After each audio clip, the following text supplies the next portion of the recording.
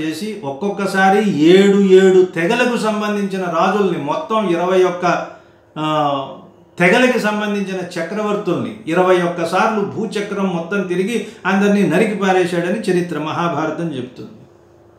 వాళ్ళందరినీ సంహరించగా వచ్చిన రక్తం శమంత పంచకం అని 5 మడుగుల కింద తయారైందట. అక్కడే కురుక్షేత్ర యుద్ధం జరిగింది. అక్కడే శమంత పంచకం అనే చోట జరిగిందని చెప్తారు.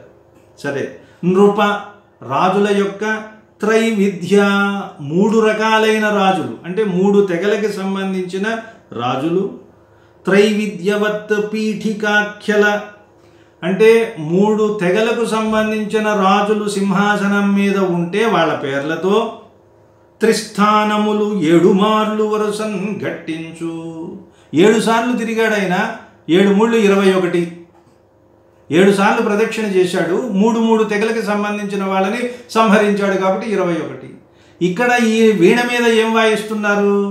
వీణ మీద 3 స్థాయిలలో 7 స్వరాలని వాయిస్తున్నారు. సంగీతాన్ని ఈ యుద్ధాన్ని పెట్టాడేమిటండి బాబు? ఒకవైపేమో వీణావాదనం, అక్కడేమో తలలు నరకటం. ఏమన్నా సంబంధం ఉందా? ఒకవైపేమో లాలిత్యమైన గుణం, ఒకవైపేమో వీరోచితమైన గుణం. అలా వరుసన్ ఘట్టించు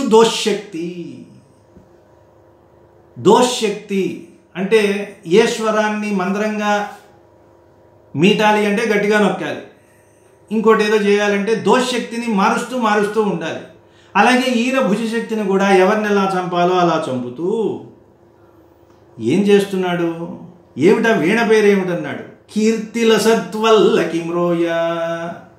కీర్తి అనే ప్రకాశించే వల్లకి అంటే వీణ. ఆ వీణని మోగిస్తూ ఉంటే అది చూసి ఒక ఆవిడ మనసు పారేసుకుందండి. ఎవరు ఆవిడ? భూమి. అంటే మరి రాజులందరినీ సంహరించేస్తే భూమి అంతా ఈందే కదా, రాకేం చేస్తుంది? అది అక్కడ చమత్కారం. మొత్తం భూమి ఈయనకి వచ్చేసింది. సమస్తమైన రాజ్యాన్ని ఈయన గెలిచేశాడు. రక్తయయి, అబ్బా 2 అర్థాలు అక్కడ. రక్త అంటే భూమి అంతా రక్తంతో నిండిపోయిందని ఒక అర్థం, ఇంకొకటి అనురాగంతో భూమి నిండిపోయి అంటే ఈయనలో ఉన్న వీణావాదనను చూసి ఆవిడ మోహాన్ని పొంది ఎంతే వశ్యయౌ. ఆ పదాలు చూడండి ఏం వాడాడు, 2 అర్థాలు వచ్చేలాగా. ఎంతగానో ఈయనకి వశమైపోయింది. మరి రాజులందరినీ చంపేస్తే భూమి వశమైపోతుంది కదా, రక్తం అయిపోతుంది కదా. ఈ రక్తం అయిపోవడం అనేది భూమి అనే కాంతకి ఉంది. భూమి అంటే క్షత్రియ పరంగా రాజుకు సంబంధించిన రాజ్యానికి ఉంది. వశం అవటం అంటాం చూసారా? రాజ్యం వశమైంది, భూమి అనే కాంత కూడా వశమయ్యి ఎవరావిడ? వశ్యయౌ భూసతీ తిలకంబు. అది భూమి అనే ఒక నారి ఆవిడ వచ్చి వశమైపోతే ఏం చేశాడు ఈయన? మనసుందండి, తోష అవతల పారేశాడు. తుది త్రోవన్ కశ్యపునకు ఆర్తిన్ బిడ్డయైపోవసే. ఇప్పుడు ఈ సమస్తమైన రాజ్యము వచ్చేస్తే ఈ రాజ్యం మొత్తాన్ని తీసుకుని వెళ్ళి తన గురువు గారైన కాశ్యపుడికి ఈయన ఇచ్చేశాడు. గురువుగారు ఈ రాజ్యం అంతా మీదే తీసుకోండి అన్నాడు. అంతే. పరశురామ చరిత్ర చూడండి.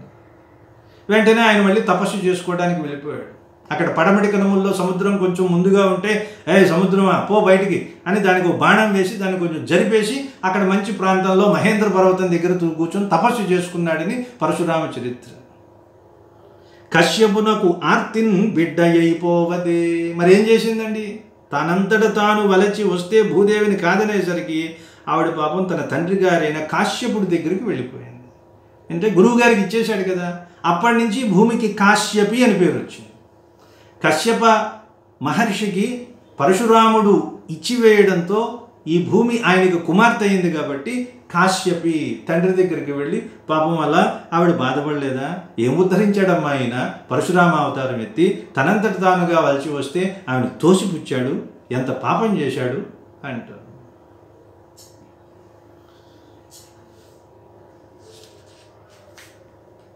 చెలువము దాల్చి అయిపోయింది.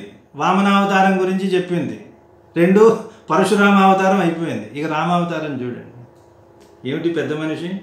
చెలువము దాల్చి తంగవయ చేరిన రాగిణి రావణ శ్వసన్ నలుగురు నవ్వ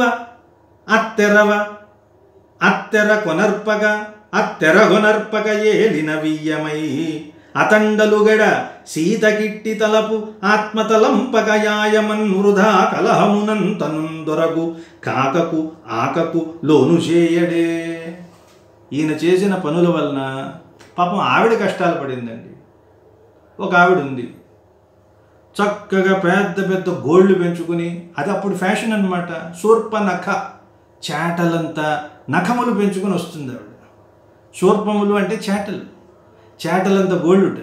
ఆవిడ పేరే శూర్పనఖ. శూర్పణఖ వచ్చింది. చెలువము దాల్చి అందమైన రూపంతో వచ్చింది. తన్ గవయ చేరిన, తనని పొందాలని వచ్చింది. ఎలాంటి ఆవిడ? రాగిణి, రాగంతో వచ్చింది. రాముడి మీద ప్రేమతో వచ్చింది. ఎవరండి ఆవిడ? రావణ శ్వసన్, రావణుడి చెల్లెలు.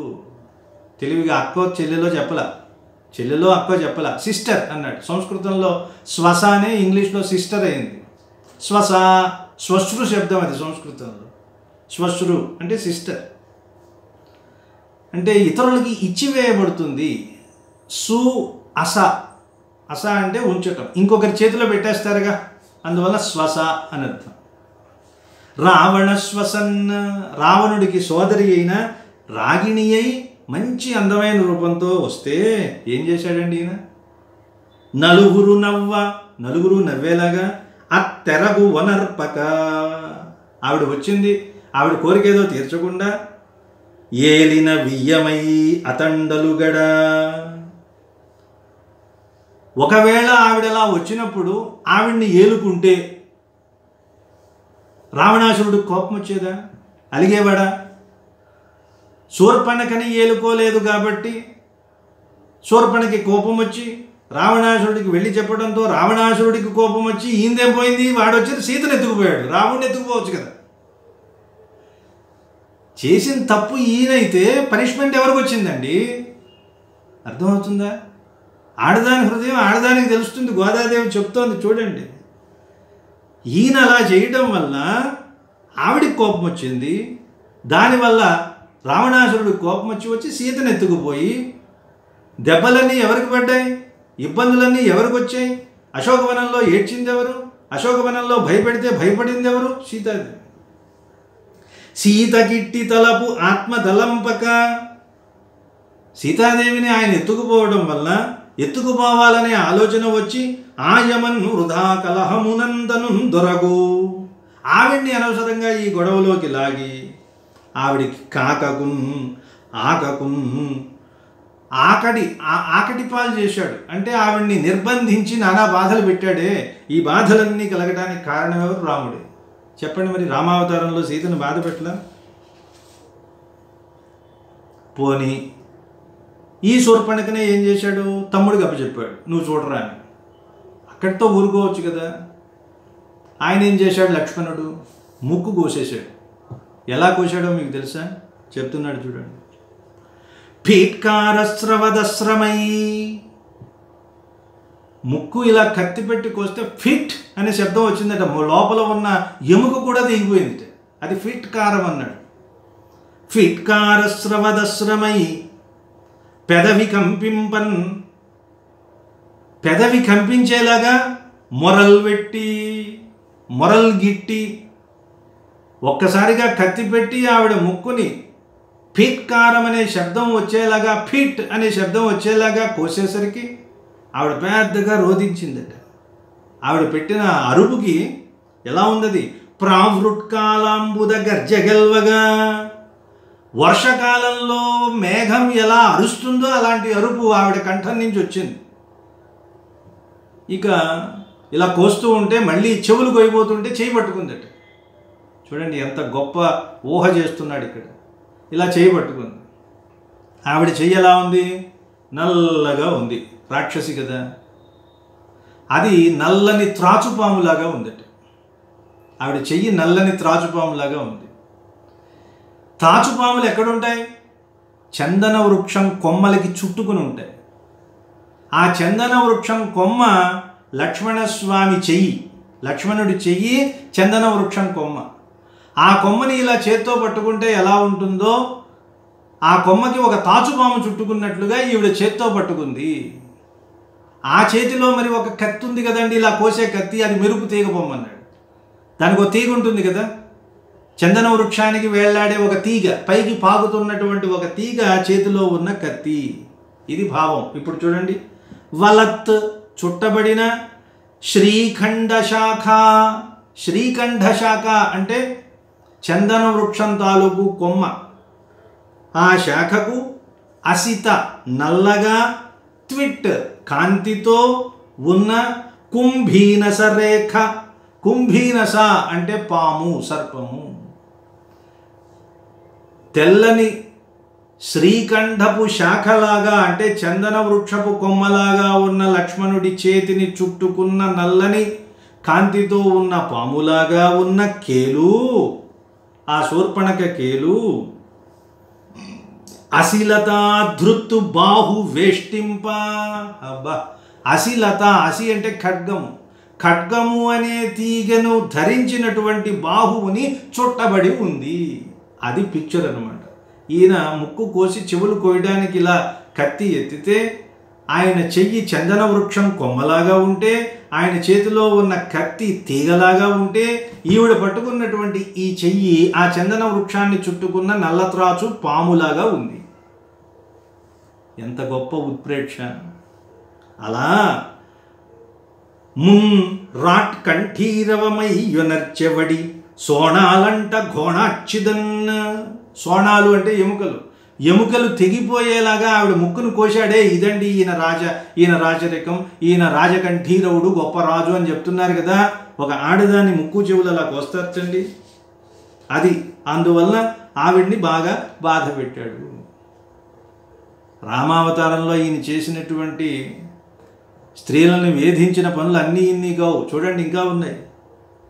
తనునంటన్ సతులౌట కోరు ముని బృందంబున్ తద ఆపాదిపత్ వనచక్షోదము గల్గియున్ పెరజనిన్ తా వల్లభ శ్రీలుగా జననం బందగజేసి కూడియు స్వసంసక్తాత్మలన్ గాంధినీతనయ ప్రేరణ బాసే భోజపుర యాత్రాదంభ సంరంభియై. చాలామంది మహర్షులు రాముడి అందాన్ని చూసి ఒక్కసారి కౌగిలించుకోవాలని అనుకున్నారట. వాళ్ళు అన్నారు, స్వామి ఒక్కసారి ఆలింగన సౌఖ్యాన్ని ఇవ్వండి. రాముడు ఏది ఫ్రీగా ఇవ్వడు, అందులో ఆలింగనం అందరికీ ఇవ్వడు. అసలు చాలా గొప్ప పని చేస్తే ఇస్తాడు. ఆంజనేయుడికి 2 సార్లు ఇచ్చాడు. ఒకసారి విభీషణుడికి ఇచ్చాడు, గుహుడికి ఒకసారి ఇచ్చాడు. ఇలా కొంతమందికి మాత్రమే ఆలింగనం అనే ఒక వరాన్ని ఇస్తాడు. ఆలింగనం అంటే కౌగిలింత. వీళ్ళందరూ అన్నట్ట, ఒక్కసారి నిన్ను ఆలింగనం చేసుకుని మేము స్త్రీ భావాన్ని పొంది నీకు మేము పత్నులుగా ఉండాలనుకుంటున్నామని 100,000 కొద్దీ మహర్షులు వచ్చి మీదపడ్డట. ఆగండి, ఇప్పుడు కుదరదు. మీ ఫైల్ నేను నెక్స్ట్ వచ్చే జన్మకి పోస్ట్ పోన్ చేస్తున్నాను. వచ్చే జన్మలో వాళ్ళే గోపస్త్రీలుగా పుట్టారు. వాళ్ళు అంతంత వేదాంతాలు అవన్నీ చెప్తున్నారంటే ఏమిటి? పూర్వజన్మ వాసనలు. పూర్వజన్మల్లో కొన్ని వేల సంవత్సరాలు తపస్సులు చేసి పురాణాలు చదివి చివరికి అలా తలపండిపోయి ఆ జ్ఞానం అంతా ఇప్పుడు గోపికల రూపంలో పుట్టారు కాబట్టి వాళ్ళు మొత్తం చెప్తున్నారు. అందుకే వాళ్ళని శృతి గోపికలు, ఉపనిషత్ గోపికలు, పురాణ గోపికలు, వేదాంత గోపికలు, ఇలా రకరకాలైన పేర్లతో వాళ్ళని వ్యవహరిస్తూ ఉంటారు. ఇదండి ఆయన చేసినటువంటి పని. తనునంటన్ సతులౌట కోరు ముని బృందంబున్ తదాపాది. కౌగిలించుకుంటే వచ్చిన నష్టం ఏమిటండి? ఏదో ఒకటి కౌగిలింత ఇవ్వచ్చు కదా అంటే ఇవ్వలేదు ఆయన. ఎందుకని? అక్కడ ఆయన పాదధూళి ఉంటుంది. ఆ పాదధూళి తగిలితే వీళ్ళందరూ కూడా ఏమైపోతారు? ఆడవాళ్ళు అయిపోతారు. వచ్చిన బాధది. అరణ్యకాండలో శ్రీరాముడు సీతాదేవి వీళ్ళ అన్యోన్య దాంపత్యాన్ని చూసి ఇలాంటి మహర్షులే వాళ్ళందరూ మనం కూడా పెళ్లి చేసుకుంటే బాగుండయా అనిపించిందిట. మనం అనవసరంగా తప్పు చేశాం. ఒరే, నువ్వు ఎన్ని సంవత్సరాలు తపస్సు చేసావంటే 10,000 సంవత్సరాలు అన్నట్ట. నువ్వు 20,000 సంవత్సరాలు. బొంద, మనం ఎందుకయ్యా జీవితాన్ని వ్యర్థం చేసుకున్నాం? చూడు వాళ్ళిద్దరూ ఎంత అన్యోన్యంగా ఉన్నారో. వివాహం చేసుకుంటే అంత ఆనందం ఉండేటట్టుంది. మనమంతా వివాహం చేసుకుందామండి అనుకున్నట్టు వాళ్ళు సీనియర్ మోస్ట్ మహర్షులందరూ. అయితే మరి మనకు ఇప్పుడు ఎవరయ్యా పిల్లనిస్తారు? ఏజ్ బార్ అయిపోయింది కదండి. 25 ఏళ్ళు వస్తేనే వివాహాలు లేవు. 30,000 సంవత్సరాలు వాళ్ళ బయోడేటాలు చూస్తే బూర్చపోతారు అందరూ. ఏజ్ కొన్ని వేల సంవత్సరాల క్రితం ఉంటుంది. 30,000 సంవత్సరాలు, 50,000 సంవత్సరాలు అంటే అప్పుడు అందులో ఒక మంచి తెలివైన మహర్షి ఒక ఐడియా వచ్చింది. మనకు ఆ మ్యాట్రిమోనీలు ఇవన్నీ తిరగాల్సిన అవసరం లేదయా అన్నాడు. ఏమిటంటే, మీకు తెలీదా, రాముడు నడిచి వెళ్ళాడు అనుకో, రాయి ఆయన పాదానికి తగిలితే ఆడవాళ్ళు అయిపోతారు కదా. లాజిక్. రాముడు వెళ్ళే దారిలో మనకు కావలసిన రాళ్ళని, చక్కని రాళ్ళని, మనకు ఎలాంటి వాళ్ళు కావాలో అలాంటి, లావుగా ఉంటే లావు రాయిని, సన్నగా కావాలంటే సన్న రాయిని తెచ్చి ఆయన పాదాలు ఆయన నడిచే దారిలో పెడదాం. ఆయన పాదాలు తాకితే వాళ్ళంతా కన్యలు అయిపోతారు, మనం వివాహం చేసుకోవచ్చు అనుకున్నట్టు. అందువలన తనునంటన్, తనను తాకితే చాలు వాళ్ళు స్త్రీలు అయిపోతారు కాబట్టి ఎందుకు వచ్చిందని సతులవుట కోరు. వాళ్ళు అడిగారు, మేము కౌగిలించుకొని మేము భార్యలు అయిపోతాను నీకు అన్నారు. అబ్బాయి ఇదంతా కుదరదని ముని బృందంబు తదాపాది పద్ వనజక్షోదము గల్గియున్. వాళ్ళకి తెలుసు ఆయన పాదాలకు తాగినటువంటి ధూళి స్త్రీలు అవుతారు అనే విషయం తెలిసినప్పటికీ పెరజనింత వల్లవ స్త్రీలుగా జననం బందగ చేసి, ఆ అవకాశం ఇవ్వకుండా వాళ్ళందరినీ గోప స్త్రీలుగా అయ్యేలాగా చేసి, స్వసంసక్తాత్మలన్ వాళ్ళందరూ ఈయన మీదే మనసు పడి ఉండేలాగా చేసి, చివరికి గాంధిని తనయ ప్రేరణ భాషే, గాంధిని తనయుడు. వాళ్ళంతా పాపం మధురలో కృష్ణుడు వస్తాడు వస్తాడు వస్తాడు వస్తాడు అని కూర్చుంటే అక్రూరుణ్ణి పంపించాడు, నువ్వు వెళ్ళి కాస్త సముదాయించవయా తర్వాత వస్తానని. దూరం నుంచి వాళ్ళు చూశారు, అక్రూరుణ్ణి చూసి కృష్ణుడే అనుకున్నట్టు వాళ్ళు. ఎందుకంటే అక్రూరుడు కూడా అలాగే ఉంటాడు. అక్కడ ఉన్నటువంటి మధుర వెళ్ళిన తర్వాత మధురకి సంబంధించిన కట్టుబొట్టు వ్యవహారం అంతా వచ్చేసింది కృష్ణుడికి. అక్రూరుణ్ణి చూసినా కృష్ణుడు చూసినా ఒకేలా ఉంటారనమాట. అలాంటి అక్రూరుణ్ణి పంపించి వాళ్ళ ప్రేరణతో చివరికి వెళ్ళాడుగా, అక్రూరుడి ద్వారా వెళ్ళాడు వాళ్ళ దగ్గరికి. భోజపుర యాత్రాదంభ సంరంభి, భోజపురాన్ని మధురని పరిపాలించే ఆ భోజుడు అంటే వాళ్ళంతా యదు వృష్ణి భోజ కుకుర అంధకాని యాదవుల్లో రకాలన్నమాట. భోజులు అంటారు. ఆ భోజపురాన్ని చూడాలనే యాత్ర చేస్తానని అక్రూరుడి ద్వారా వెళ్ళాడు. వెళ్ళింది ఎందుకంటే ఇదిగో వీళ్ళందరినీ కలవడం కోసమే.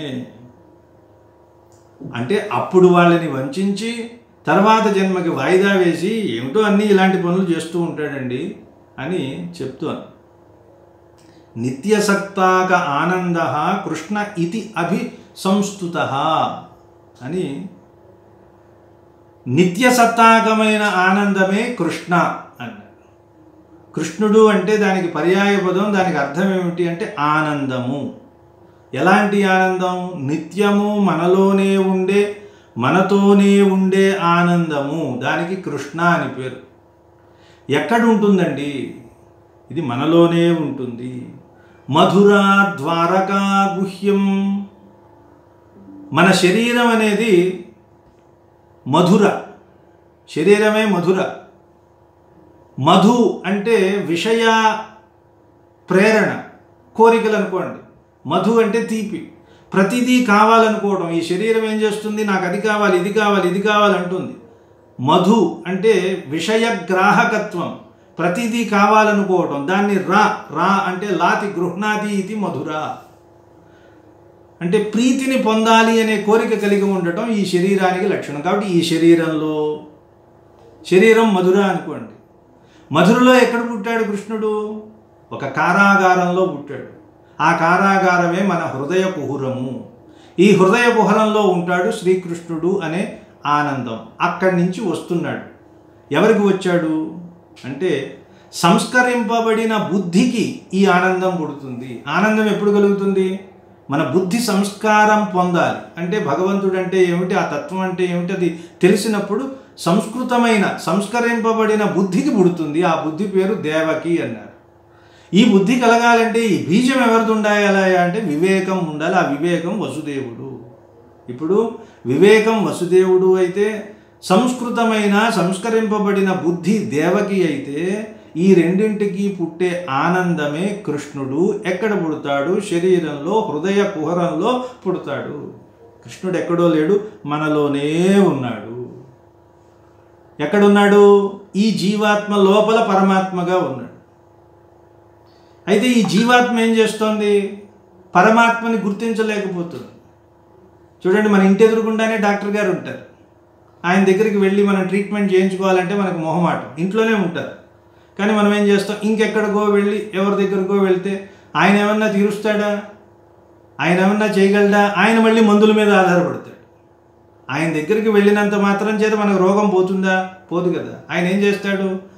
నీ శరీరానికి సంబంధించిన తత్వం ఏంటో తెలుసుకుని దానికి ఏ మందు పనిచేస్తుందో ఇస్తాడు. అంతే కదా చేసే పని. డాక్టర్ గారి దగ్గరికి వెళ్ళి ఆయన ముందు కూర్చుని వచ్చేస్తే మన రోగం పోతుందా? పోదు కదా. ఏదో ట్రీట్మెంట్ జరగాలి కదా.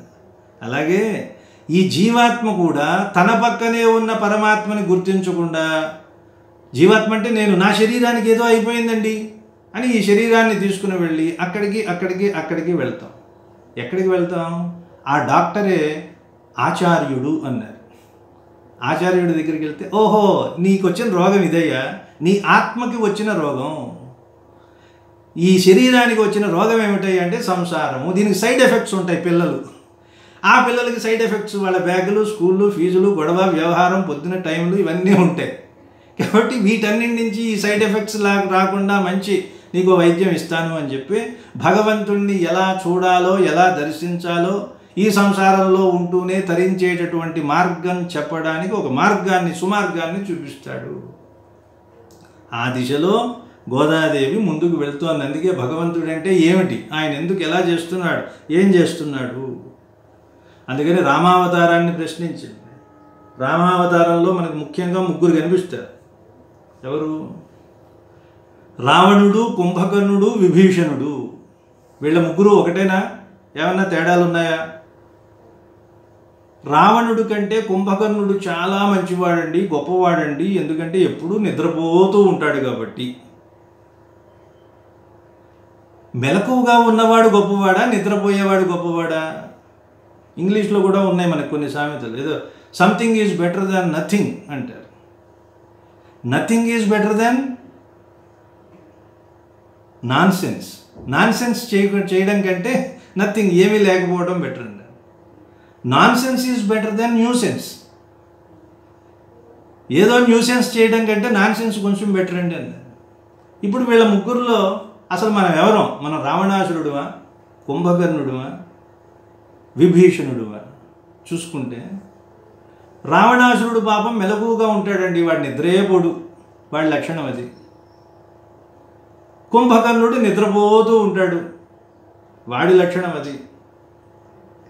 అంటే ఒక రకంగా చెప్పాలంటే రావణాసురుడి కంటే కుంభకర్ణుడే నయం. ఎందుకని? రావణాసురుడు మెలకువగా ఉండి ఉద్ధరించిందేముంది?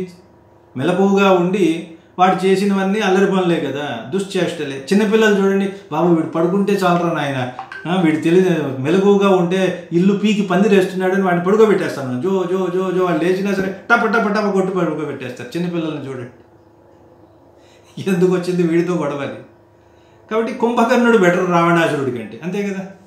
ఎందుకంటే వాడు పుట్టిన దగ్గర నుంచి నిద్రపోడు, చేసినవన్నీ పనులే. సీతాదేవిని ఎత్తుకొచ్చేశాడు, ఎవడు చెప్పినా ఏమి విండు. రాముడితో వైరం పెట్టుకున్నాడు.